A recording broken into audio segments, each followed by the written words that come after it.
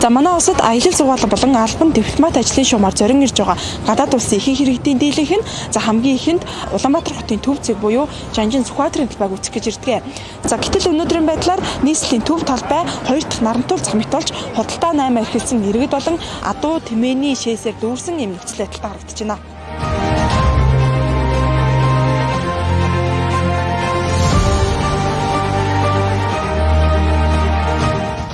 Эмэн удаж за нэг 20 хоногийн өмнө орсон да.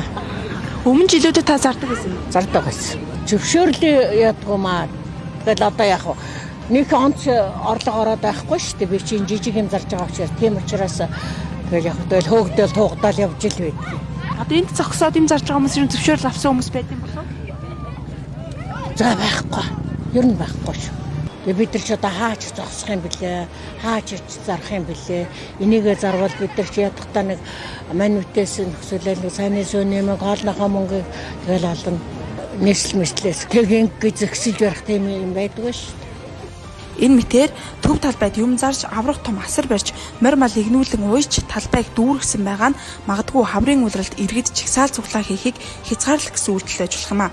Учир нь өнгөрсөн жилүүдэд төв талбайд огт харагдаж үзэгдээгүй худалдаа эрхлэгчид циркийнхэн энэ жил төв талбайг дүүргэжээ.